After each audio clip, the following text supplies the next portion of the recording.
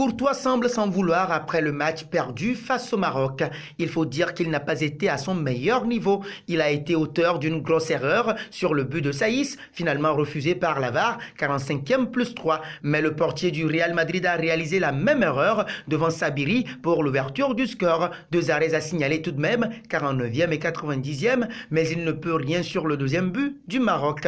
Battu 0-2 par le Maroc pour la deuxième journée du groupe F de la Coupe du Monde de football, les coéquipiers de Thibaut Courtois se sont compliqué la tâche et devront aller chercher leur qualification pour les huitièmes de finale lors du match contre la Croatie jeudi. Le portier a laissé exprimer sa colère suite à la contre-performance des Diables Rouges contre le Maroc. Les Diables Rouges n'ont pas assuré après une prestation décevante soldée par une victoire contre le Canada. Les joueurs de Roberto Martinez sont retombés dans leur travers lors de leur défaite contre le Maroc 0-2 et sont désormais dos au mur.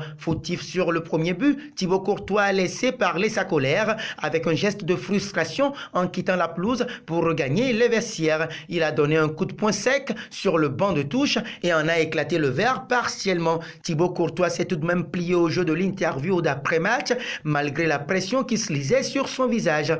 On a mieux joué que contre le Canada, on avait la balle en première mi-temps et ils ont joué sur des contres et sur les phases arrêtées. Leur point fort, explique Courtois. En effet, le premier but annulé et le but validé viennent tous les deux de phases arrêtées. On n'a pas bien défendu là-dessus. Puis, on n'est pas resté calme, on ne jouait plus notre jeu, on faisait trop de longs ballons. Comme son coéquipier Castagne, Courtois croit encore à la qualification malgré tout. On a eu la chance de gagner le premier match, donc tout reste possible. On verra le match de la Croatie contre le Canada, mais jeudi, on doit gagner. Sur les 2 matchs, les Belges n'auront donc été que très peu dangereux en inscrivant seulement un petit but. C'est notre faute. Dans le passé, nous étions une équipe offensive, une équipe qui avait beaucoup d'occasions, mais maintenant, ça n'est plus le cas. Après, on aurait dû mieux défendre et on n'aurait pas encaissé ces 2 buts. Mais pour le portier, pas de panique pour l'instant. On doit bien analyser le match et voir après le match de jeudi. Si là, ça se passe mal, on pourra en discuter. J'espère qu'on sera qualifié. Wait and see, dira-t-on.